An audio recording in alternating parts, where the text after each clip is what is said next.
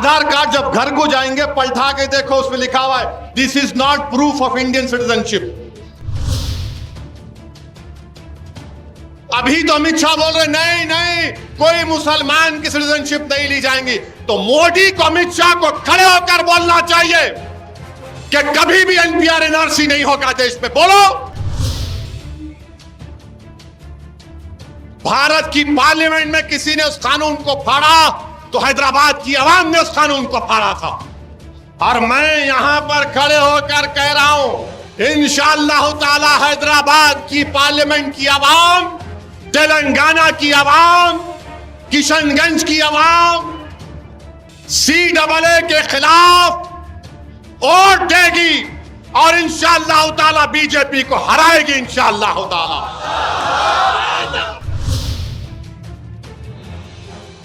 अब 6 बजे से शुरू हो जाएंगे। भड़काऊ भाषण दिया असदुद्दीन, चुनाव सामने है रख के दिया, बराबर चुनाव सामने रख के बोल रहा हूं मैं। तुम चुनाव को सामने रख के, इलेक्शन को सामने रख के 4 साल से कानून नहीं बनाए, अब बनाए आप।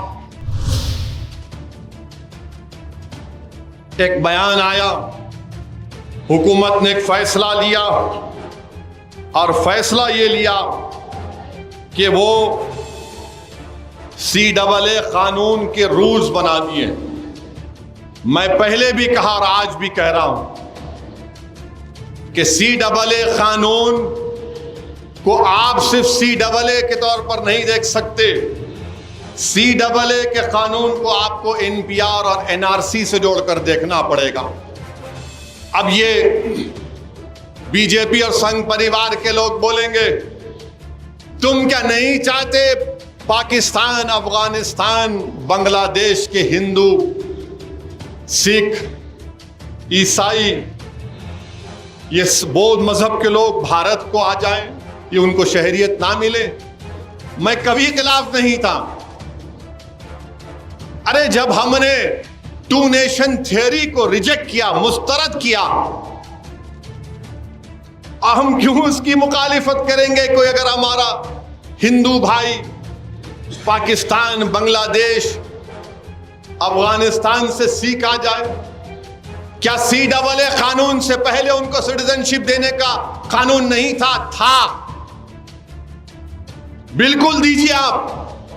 मगर हमारा एतराज यह है कि मजहब की बुनियाद पर नहीं कानून बनाया जा सकता। लोग बार बार मुझसे कहते हैं तुम क्या बोल रहे हो, तुम्हारी शरीयत तो नहीं लेंगे नासरुद्दीन। मैं उनसे कहता हूं कि CAA का ताल्लुक सिटीजनशिप कानून से है, NPR का ताल्लुक सिटीजनशिप कानून से है, NRC का ताल्लुक सिटीजनशिप कानून से है। और कब से हम लोग मजहब की बुनियाद पर सिटीजनशिप देंगे? मजहब की बुनियाद पर जब सिटीजनशिप दी जा रही है तो मजहब की बुनियाद पर छीनी भी जा सकती है। मजहब की बुनियाद पर जब सिटीजनशिप दी जा रही है तो मजहब की बुनियाद पर छीनी भी जा सकती है ना। वो क्या शेर है कि बिगड़ती है जब जालिम की नीयत, बिगड़ती है जब जालिम की नीयत तो ना कोई तदबीर ना दलील काम में आती है। मजहब की बुनियाद पर सिटीजनशिप दे रहे आप।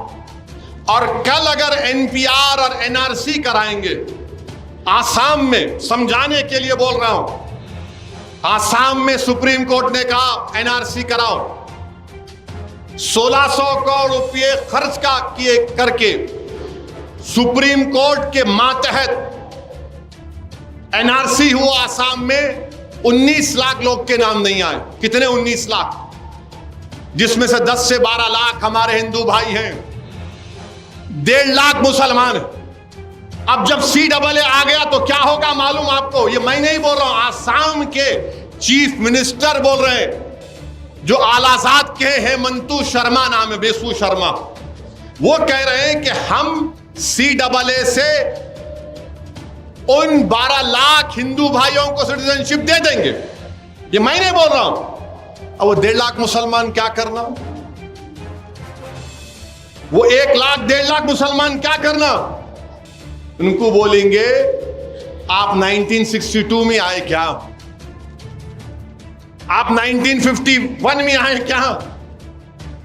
कागज दिखाओ, दादा का बर्थ सर्टिफिकेट दिखाओ।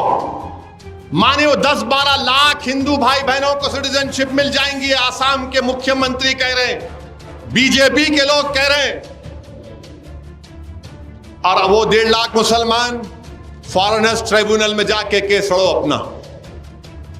लोग बोलेंगे नहीं अभी कुछ नहीं हो रहा। मेरे भाई साहब, हर चीज अभी नहीं होती, हर चीज बाद में होती है। जब एनआरसी होगा, एनपीआर होगा, और अगर कहा जाएगा उसमें उसके रूल से पढ़कर सुना रहा हूं, पॉपुलेशन की एक लिस्ट बनाई जाएगी कि महाजरीन कैंप, यहां पर महाजरीन कैंप में कितने लोगों के घर हैं, नाम आ गए। अब उसमें से किसी एक का नाम मैं जाकर बल्दिया के ऑफिस में लिस्ट लगाएंगे, देखो महाजरीन कैंप में इतने लोगों का नाम। कोई भी जाकर बोल सकता ये जैद बकर भारत का शहरी नहीं है, डाउटफुल सिटीजन बना देते आप।